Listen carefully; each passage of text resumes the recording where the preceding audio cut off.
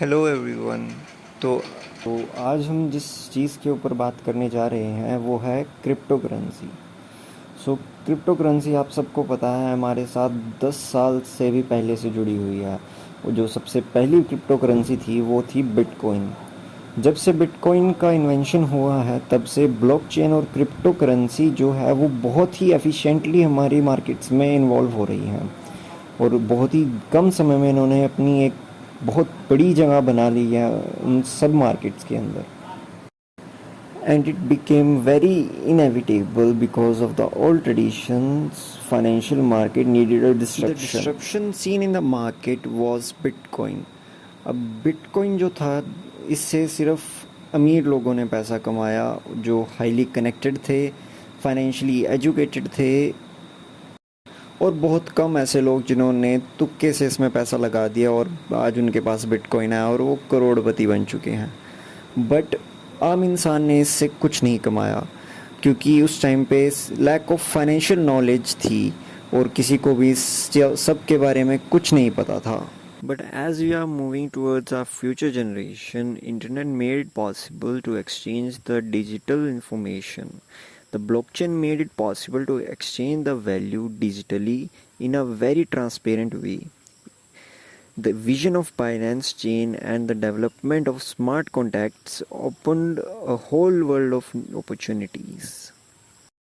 As of now, we are having so much different decentralized currencies in our world, like Bitcoin, Ethereum, LPNT, and etc. and etc. But आज हम जिस coin के ऊपर बात करने जाने वाले हैं वो है eclect coin. The company working on this coin is from UK. They are trying to expand the coin and providing knowledge to build its ecosystem. जो विजन है इस कॉइन का वो ये है कि ये चाहते हैं कि दुनिया में हर इंसान अपनी ग्रोथ को बढ़ाए, अपनी वेल्थ को बढ़ाए और कोई फ़र्क ना पड़े इस चीज़ से कि वो किस सिचुएशन में है उस एक मोमेंट के अंदर. ये कोइन एक ऐसा रास्ता प्रोवाइड करना चाहता है हमारे जनता को जो एक डिसेंट्रलाइज गेटवे हो इन्वेस्टमेंट के लिए और जो बहुत ही आसान हो यूज़ करने के लिए और सभी लोगों के लिए अवेलेबल्स हो ताकि वो अपना भविष्य बना सकें. आज के समय की अगर हम बात करें तो फाइनेंशियल सर्विस जो है वो सिर्फ एक सेंट्रलाइज तरीके से बैंक्स के थ्रू चलाई जा रही है और जो लाइफ फॉर्म है वो किसी भी फॉर्म ऑफ मनी के बिना पॉसिबल नहीं है. मनी जो है वो सिर्फ इशूड की जाती है सेंट्रल बैंक्स के थ्रू मोस्टली, और विदाउट लेंडिंग और borrowing there will be no establishment of companies and Holmes.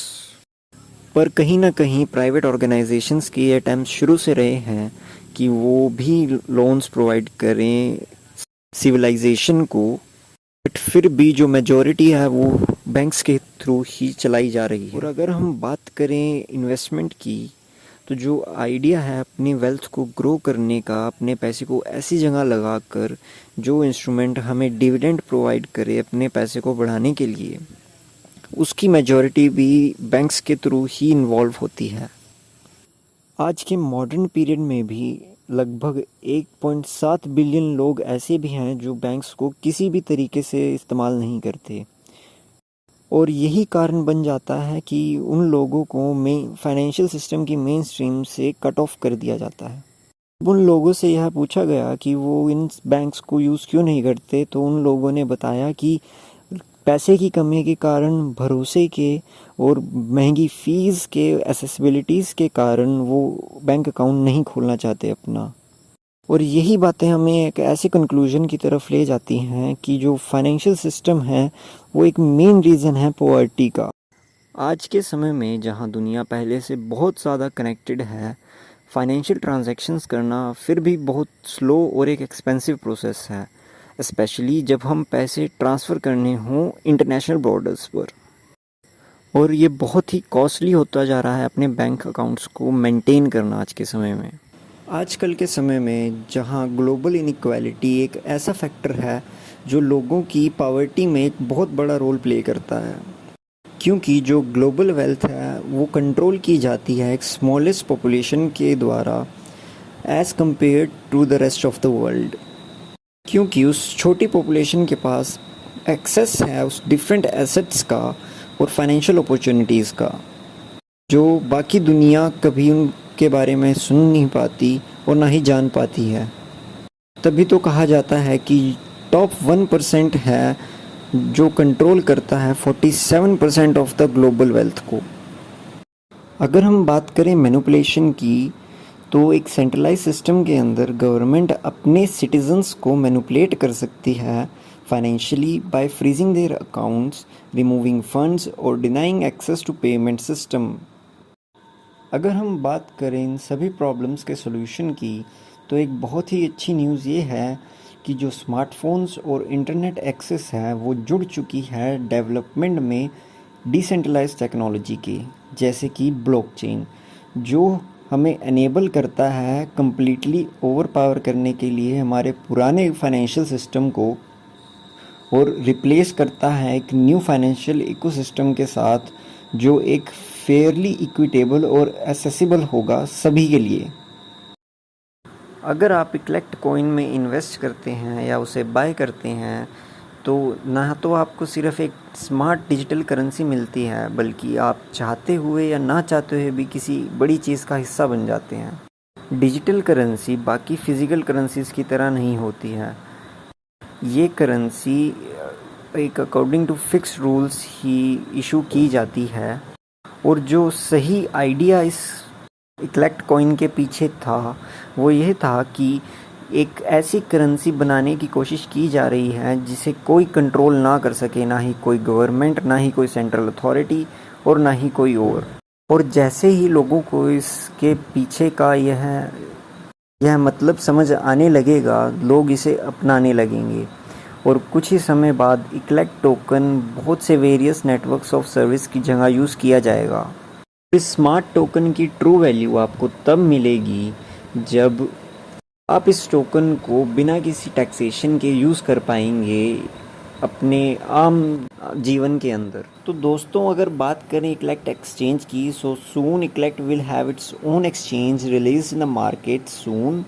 अगर हम मेन फीचर्स की बात करें तो हमें इसमें कॉम्प्रिहेंसिव चार्टिंग ऑप्शंस मिल जाएंगी with hundreds of crypto currencies. और अगर हम फ़ीस की बात करें so lowest purchase and trading fees हमसे चार्ज की जाएगी। If we talk about the security, so two factor authentication verification आपको इसमें मिल जाती है with device management, address, white listing and cold storage. अगर हम बात करें इक्लेक्ट की सप्लाई की, so total 100 million coins issued किए गए थे मार्केट में। इसमें से 15 मिलियन कॉइन्स एलोकेटेड किए गए थे पब्लिक में ड्यूरिंग आईडीओ एंड आईसीओ, और जो रिमेनिंग 85 मिलियन हैं वो रिज़र्व किए गए हैं for future needs of the platform development team. इसमें से फाउंडर एंड कम्युनिटी एलोकेशन के लिए 24% रिज़र्व किए गए, एकोसिस्टम बिल्डिंग के लिए 10% रिज़र्व किए गए, और रिज़र्व एक्सचेंज के लिए 49% रिज़र्व हुए हैं, और मिसेलेनियस रिज़र्व किए गए 2%। सो दोस्तों, अगर हम अब बात करें इक्लेक्ट के इन्वेस्टमेंट प्लान के ऊपर, सो जो कि है स्टेकिंग, तो जो मिनिमम इन्वेस्टमेंट है वो $100 से शुरू होती है, और मैक्सिमम जो इन्वेस्टमेंट है वो अनलिमिटेड है इन मल्टीपल्स ऑफ $100। यानी कि अगर आप इन्वेस्टमेंट करते हैं with staking plan of 18 months, तो आपको 3% डिविडेंड मिलता है पर मंथ के लिए। अगर आप 36 मंथ्स के लिए स्टेकिंग प्लान लेते हैं तो आपको 4% डिविडेंड मिलता है। अगर आप 48 मंथ्स के लिए स्टेकिंग प्लान लेते हैं तो 5% डिविडेंड आपको आएगा। अगर आप 60 मंथ्स यानी 5 इयर्स के लिए स्टेकिंग प्लान लेते हैं तो आपको 6% डिविडेंड मिलता है प्लेटफॉर्म पर। अगर हम बात करें कि आप किस तरीके से अपने स्टेकिंग प्लान को एक्टिव कर सकते हैं ट्रस्ट वॉलेट के अंदर, तो पहले you have to open your wallet and connect the Eclect platform with your wallet, and then you will have BNB, and you can easily stake in Iklect ecosystem by clicking on the confirm button on your dashboard. Then choose the amount of share you want to stake and buy Iklect token you want to use for purchase. तो ये सब करने से पहले आप देख लीजिए कि आपके पास इक्लेक्ट टोकन आपके वॉलेट में पहले है इनफ स्टेकिंग प्लान खरीदने के लिए या नहीं। After clicking on the buy, you can need your confirm transaction in the app Trust Wallet.